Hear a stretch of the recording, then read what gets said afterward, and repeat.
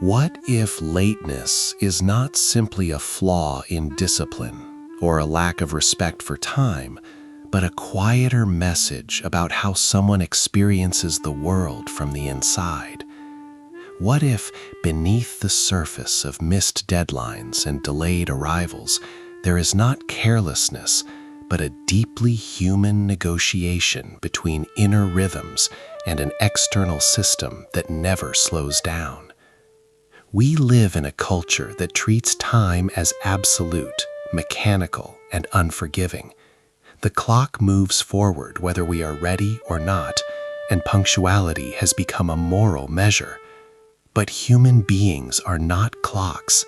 We are emotional, cognitive, and relational creatures, and our relationship with time is far more complex than we often admit. Chronic lateness is rarely an act of defiance. Most people who struggle with it do not wake up intending to disappoint others or sabotage their own lives. In fact, many of them care deeply. They apologize often. They feel shame. They replay moments in their head, promising themselves that next time will be different. Yet, the pattern repeats. This repetition is not laziness. It is usually the result of an internal system that does not align neatly with the rigid structure of external time. One of the most common roots of lateness is optimism, not pessimism. There is a quiet belief that tasks will take less time than they actually do. This belief is not foolish, it is hopeful. It assumes flow, cooperation, and smooth transitions.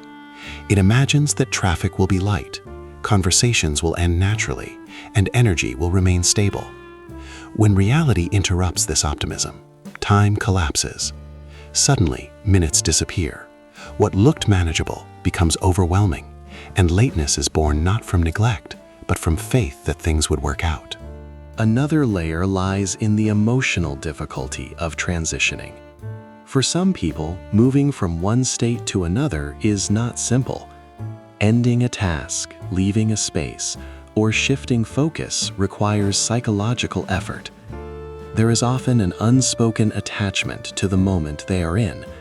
They want to finish properly, to close the loop, to feel complete before moving on.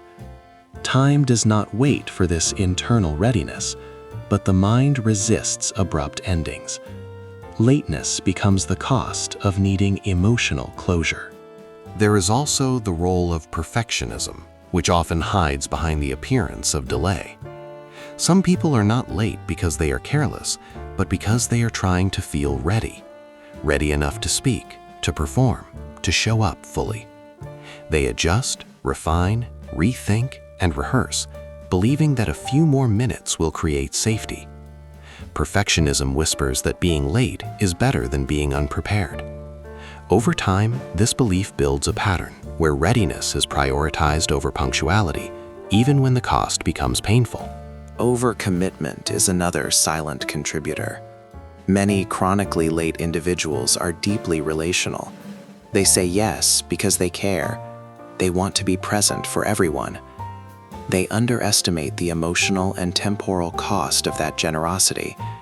They schedule their lives as if energy is unlimited, forgetting that attention is finite. Lateness emerges as the consequence of trying to be everywhere without betraying anyone, including themselves.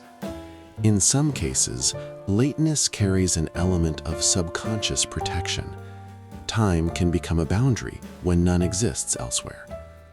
Arriving late may unconsciously reduce exposure, intensity, or vulnerability. It can create distance without confrontation. This is not manipulation. It is often self-preservation learned early in life, when direct boundaries felt unsafe.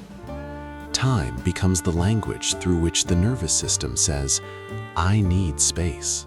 There is also time blindness, a phenomenon linked to stress, anxiety, and neurodivergent ways of thinking.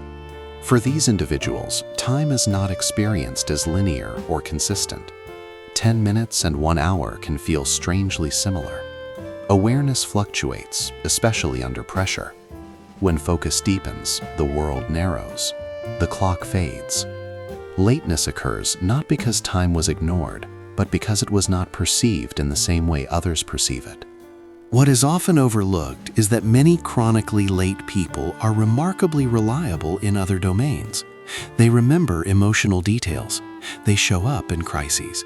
They are loyal, thoughtful, and deeply present once they arrive. This reveals something important. Their internal economy values connection over coordination, depth over efficiency. They are not careless with people. They are often careless only with clocks. Understanding this does not mean excusing harm. Lateness can hurt relationships. It can create imbalance and resentment. But change does not begin with shame. Shame collapses insight. It turns the problem into identity. Curiosity, on the other hand, opens the door to transformation. When someone stops asking, "What is wrong with me?" and starts asking, "What is happening inside me when time slips away?" new possibilities emerge. Self-awareness is the first bridge between intention and action. Noticing the specific moments where time derails matters more than abstract resolutions is crucial. Is it during transitions, emotional conversations, preparation rituals, overloaded schedules? Each pattern points toward a different, personalized solution. Understanding these unique vulnerabilities is the key. There is no universal fix because there is no universal cause. The solution must fit the specific context of the derailment. Practical systems work best when they honor the person's true nature instead of fighting it. Emotional buffers are not indulgences, they are necessities. Building extra time for recovery, closure, or unpredictability acknowledges reality rather than denying it. Multiple alerts are not signs of weakness. They are scaffolding for attention in a world designed to fragment focus. The deeper shift, however, is philosophical. It is the movement from measuring worth by punctuality alone to understanding time as relational. Presence is not only about arriving on time, it is about arriving whole with one's full attention and authentic self. When systems support authenticity rather than punishment, punctuality becomes more attainable because it is no longer an enemy of selfhood, but an extension of genuine commitment and respect for shared time.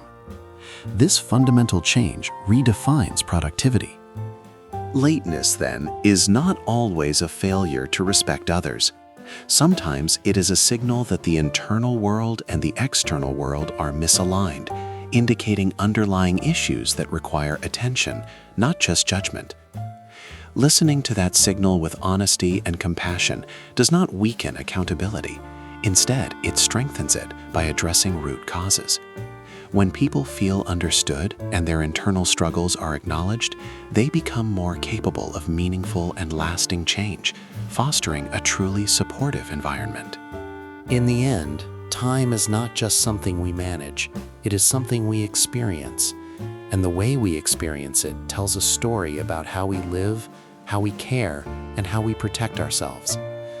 When we learn to hear what lateness is really saying, we move closer to a form of presence that is not only punctual but holds value beyond mere productivity, reflecting our deeper priorities and respect for others. In the end, time is not just something we manage, it is something we experience. And the way we experience it tells a story about how we live, how we care, and how we protect ourselves. When we learn to hear what lateness is really saying, we move closer to a form of presence that is not only punctual, but deeply human. This deeper understanding allows us to appreciate the subtle rhythm of our lives and the lives of others, fostering greater empathy and connection in our interactions. We begin to see time as a reflection of our values and priorities.